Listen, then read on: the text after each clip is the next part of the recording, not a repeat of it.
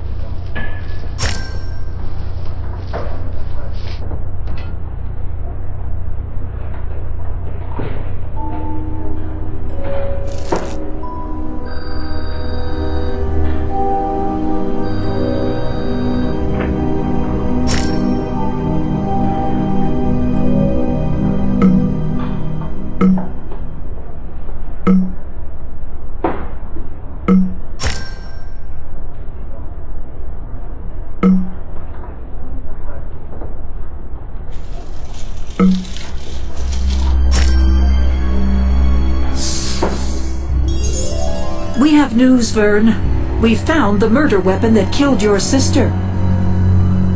You have? What was it?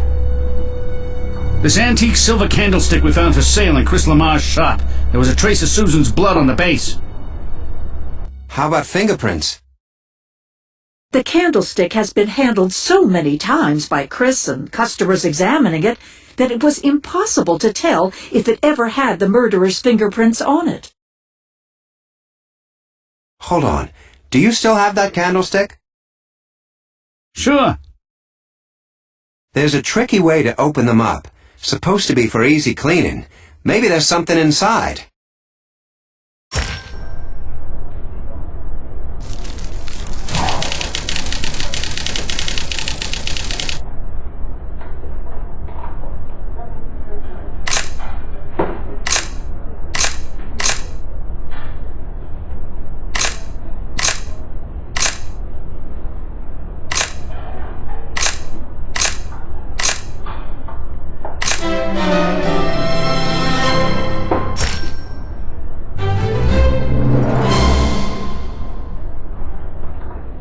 Vern, you told me earlier that Susan smoked Westminsters?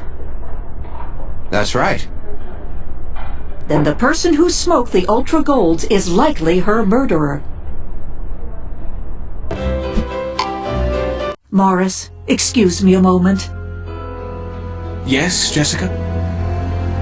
We got a hunch that someone may have hidden Susan's collection of crystal nearby. What? I don't see how that would be possible. You're welcome to have a look, though.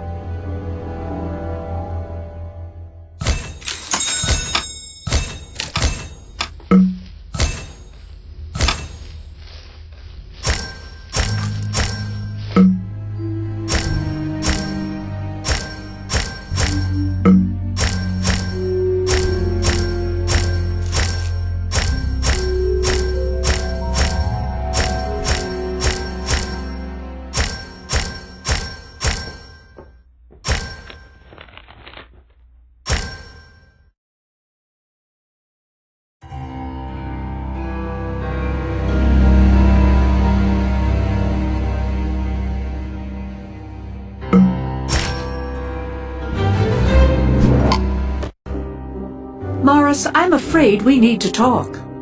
Talk? About what? About how you killed Susan Gander 2 years ago. The crystal you've hidden here confirms it. What? I loved her. We were going to be married. You used one of Susan's candlesticks to bludgeon her to death. The same one you dropped one of your cigarette butts in. Afterwards, you burned Susan's remains. But you didn't think to burn the cigarette butts that proved you were there. You took both candlesticks away with you and later sold the pair to Chris Lamar. You intended to sell off the crystal too, but never had the chance. You lied when you said that you left the house after you argued over your engagement, didn't you, Morris? Yes, I did.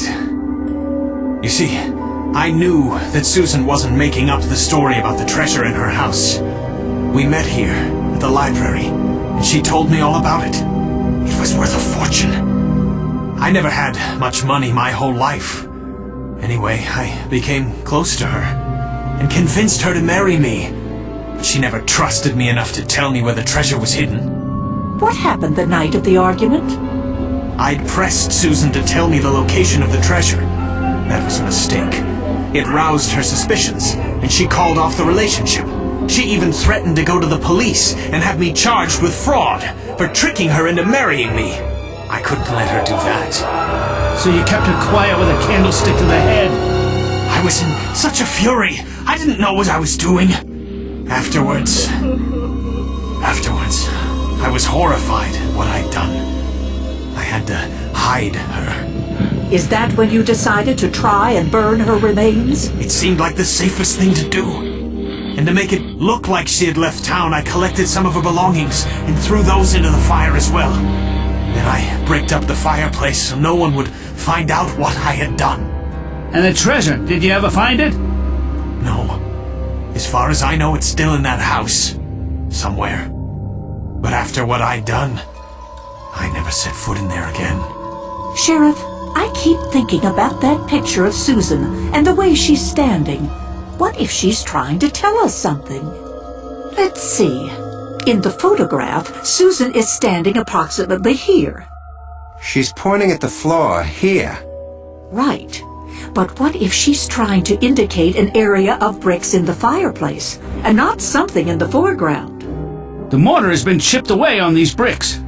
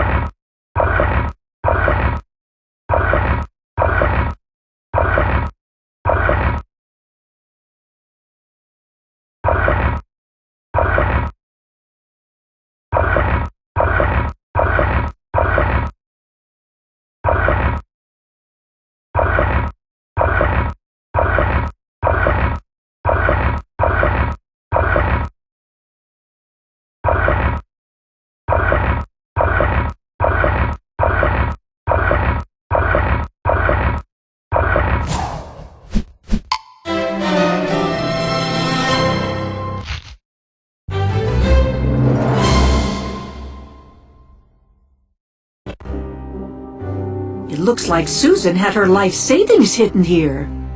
Yeah, and when Morris here burned her body, the heat from the fire must have ignited the bills and